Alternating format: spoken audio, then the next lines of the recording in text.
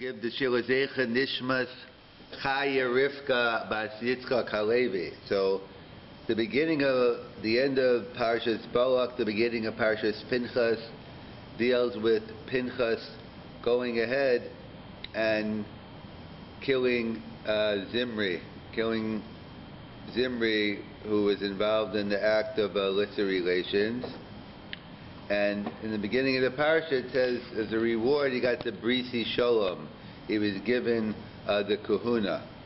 So in fact, there's a whole discussion, what brought Balak on at this time to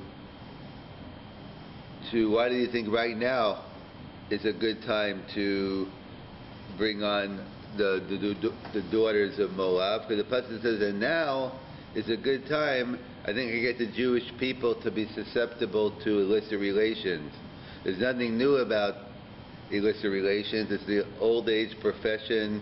People have been doing it forever. So why specifically now did Balak think he could get the Jews? Because the Gemara tells us, and it says a pasuk in Tehillim, Kel Zoam Bechol Yom, that God gets angry every day, a second a day. So, but Bilam was one of the few people to know exactly when he gets angry. So Bilam, his plan was, he was going to curse the Jewish people at that moment when God gets angry and destroy the Jewish people.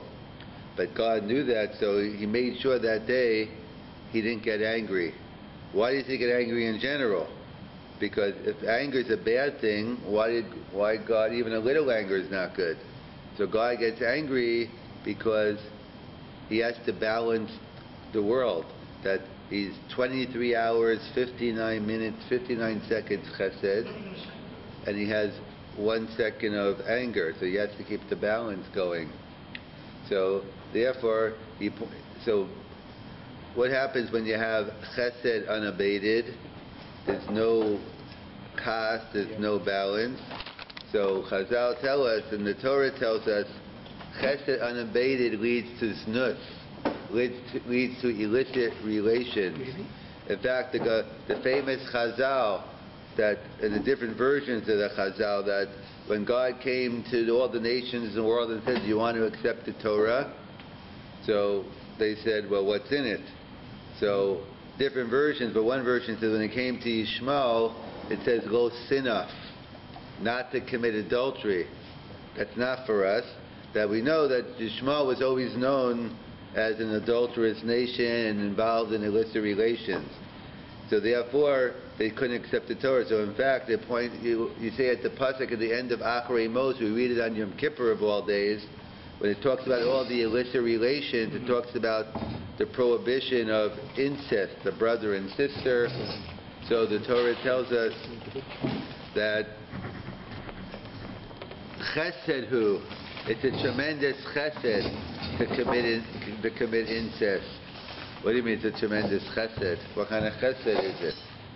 So that's what, so Rashi is doing chesed. Cherpa, no, it's terrible. Or others say, no, olam bechesed yibaneh.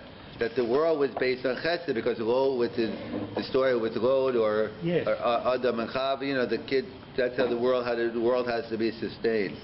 But others explain differently than no, because chesed is a tremendous midah, and it's something we always strive for.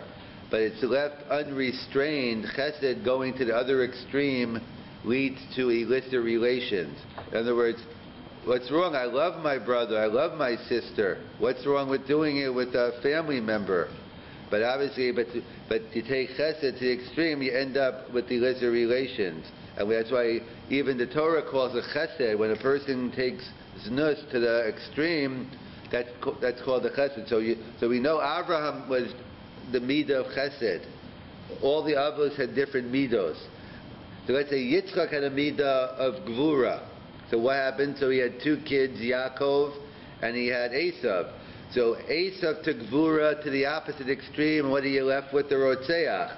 If you have gvura unrestrained, you end up being an Esav, you end up being a rotzeach. Similarly, the same thing. Abraham had Yitzchak and he had Yishmael. Yitzchak had the gvura to balance the chesed, and that's why you have Yaakov, who was Tiferes in the middle.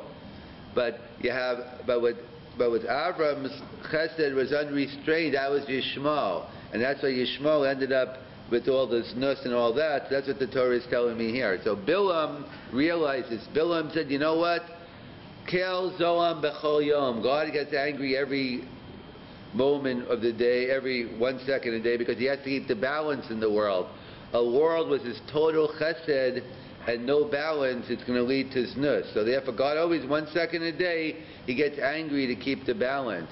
But Bilam was about to curse the Jewish people, and if Bilam cursed the Jewish people during that moment of anger, he would destroy Klal Yisrael. So God withdrew his anger that day. So Bilam said, wait a second, my curse isn't working. God must have withdrew his anger. That means the world is running on total chesed. There's no balance. Now's my chance. When you have a world total chesed, the Jews are going to be more susceptible to committing znus. And then right away Balak sent down the Benos Moab, the daughters of Moab, and that's why we had the Magefa. 24,000 Jews were killed.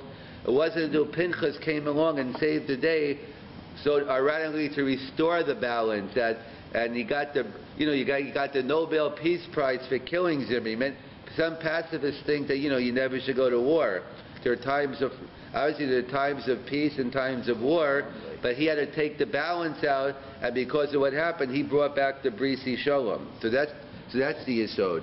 So there's a famous Tosfos in the beginning of Brachas on Daf Zayin, where he asked, it says Bilam wanted to curse the Jewish people because why? Kel zoam bechol yom. A second every day, a millisecond every day, God gets angry, and Bilam was going to curse them. So the question is, what could you say in a second? How many curse words could you get in? How much could you get to the Jewish people that you're going to, to destroy the Jewish? Because that's Tos's question in Brachas on Daf Zayin.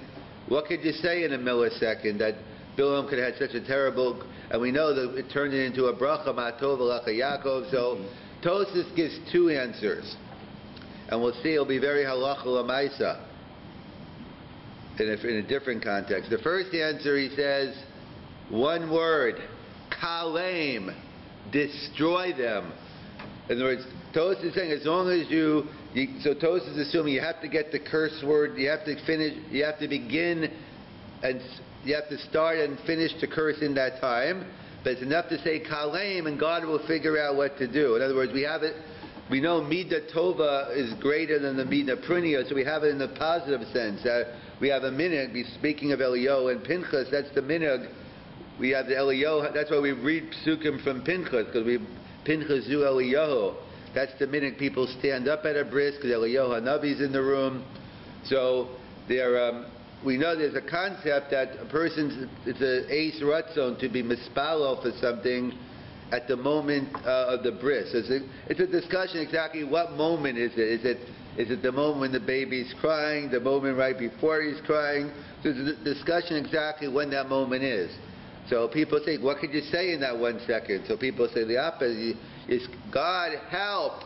And he'll figure out, how to help you. Like, for instance, there's a famous story with Rav Shlomo Kluger, that there was a grandfather was dying, and the doctor said he's going any moment now.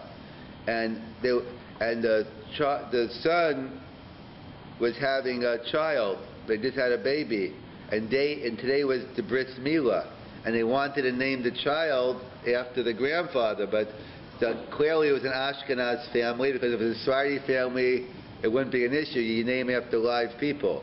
But the minhag Ashkenaz, you name after dead people. So the question was, of course I'm going to do the bris today, because it says you have to do the bris on day 8, but could I wait to like 10 o'clock, 2 o'clock in the afternoon, 5 o'clock, could I wait until it's day to do, because, and then I can name so Rav Shlomo Kluger said, no, do the bris right away, and don't worry, your grandfather will be fine. Sure enough, they did the bris, they named it after someone else, and the grandfather, lived a lot longer. So everyone was saying, wow, he's a Baal Mofes, he's a miracle worker, and Rav Shlomo Kluger was no chassid, he was a litvak, he didn't go for that. So he got up and he gave his drasha Shabbos morning. He said, I don't understand these people, they're saying I'm doing nisim, neflos. It's a Rashi in this week's parsha. That's how I knew what to do. Well, it happened to be Parshas Vayera, so it wasn't like a 9 o'clock day. So it didn't have that long before it got dark. But what's the famous Rashi? When the three angels came down, they all had different jobs. One came down to heal Abraham. One came down to tell him about Sodom and Amorah. One came down about Sarah to have a child. So it says, the Rashi writes, quotes the Medrash, the Gemara of Metzia, the one who went down to heal Yaakov went to save Lot. We said, I thought you need to have only one angel could do one job. So they say, no, it's all about the same job, because Avram is recovering from major surgery. If he hears something happen to his nephew Lot, it'll affect him and he won't recover properly. So it was all part of the same malach. So the shaila is, why not send a new angel down? Why use the same angel to save Abraham to heal Lot? So the answer is, Lot didn't deserve his own angel. Not everyone deserves their own angel. So Grandpa didn't deserve his own angel. But I knew once Eliyahu another was coming down to save the child, to heal the child, the Katan Animo, I knew he'd go next door. They used to have the bris in the homes, and he'd take care of grandfather. So I'm not on Baal Mofes. I just read Rashi and Chumash. So that's what the first day in Tosafos. This says Kalem, destroy them. The second Tosafos says totally different. He says no. He says as long as he begins to curse during that time of Kel Zoam, then he can continue the curse later on. So we see a fundamental machlokas between Rashi, 2 days in Tosafos. What's pshat that did Bilam and the curse? According to the first opinion, he had to begin and end the curse in that second. So he had to say one word. According to the second day in Tosafos, as long as you began the curse during that time, you could go on for hours or you could go on for a long time. So my nafkamina, so the Aruch HaShulchan, another post can bring down, based on, not just based on this Tosafos, based on other areas in halacha as well, and the Ramah quotes it in Shulchan Aruch. Let's say it's 5 minutes before Shkia, and let's assume it takes you 10 minutes to daven mincha. Some people can get mincha ma'arvin in 5 minutes. That's why we'll have to make a hypothetical. Let's assume it takes you 10 minutes to daven mincha, and it's 5 minutes before Shkia. So you can clearly start, and the halacha is you should finish, everyone agrees, one should begin and finish mincha before Shkia, lechatchila. So the case is here, right now you could start mincha, but you know you're not going to finish mincha until after Shkia. Am I allowed to start davening mincha now, or do I have to go for a tashlumin? Is it too late for me? Is starting mincha before Shkia and ending mincha, is that counted? Would that be good for mincha, or I have to do 2 tashlumins? I have to daven twice. So the Aruch HaShulchan, the Ramah writes, yes, bidi eved, one could daven mincha as long as you start mincha before Shkia. You could continue after. So the Aruch HaShulchan, where does the Ramah get it from? So he quotes the second day in this Tosafos over here. This is like by Bilam. That by Bilam, as long as he started the curse during that time, he could continue after. And we know, Midah Tova, that the good Midah of HaKadosh Baruch Hu is greater than the bad Midah. So if God should extend it to curse the Jewish people, how much more so for people to pray? So that the Magen Avram paskins against Aruch HaShulchan, no, not against, but he was before. But he says, no, it's us to start davening mincha before. If you're going to know that you're going to daven, if you won't be able to finish mincha before Shkia, it's us to daven. So it's a machlokas achronim. So we go with, Allah, and what is it? Those 2 days, a machlokas Magen Avram, Aruch HaShulchan is a machlokas the 2 days in Tosafos. According to the first opinion in Tosafos, he's clearly saying you have to start and begin, you have to finish the mitzvah during the Zman. And the second day is saying the Iker is the Hascholas HaMitzvah. Halach L'maisa, b'di'evet, we passing like the Ramah. As long as you start mincha before Shkia, you can perhaps some even say even more than that. Since Rav Moshe writes in other areas of Hefsek Taira, a woman checking, he gives them, this discussion, 8 minutes after Shkia, the 2 minutes, 8 minutes. So we're even more makel, that if by Hilchas Nida, Rav Moshe is makel to do Hefsek Taira, so, even for Mincha, there are those who are makel. Since by Mincha, those Rov Rishonim hold that you could daven Mincha until like 56, Rabbi Tam Shita, it's still Yom until like 56 minutes after sunset. We usually go with the Gra, that sunset is the last time, is the end of the time. So therefore, but b'di'ever, rely on, a couple of minutes also to, and if you're Hasidish, I think there's a joke, the Satmar Rebbe was on vacation with Rav Hutner, and it was after Shkia, so the Satmar Rebbe said, did you daven mincha yet? So the Rav Hutner said, in Yiddish, today I didn't daven mincha, meaning it's too late for mincha. I'm about to daven Meira, but the Hasidish should daven mincha late. So by Shabbos they stopped. By Shabbos they used to not begin Shabbos until late. But the Sabbath realized that's not the minig America. But for mincha they still daven mincha. That's Rov Rishonim, yeah.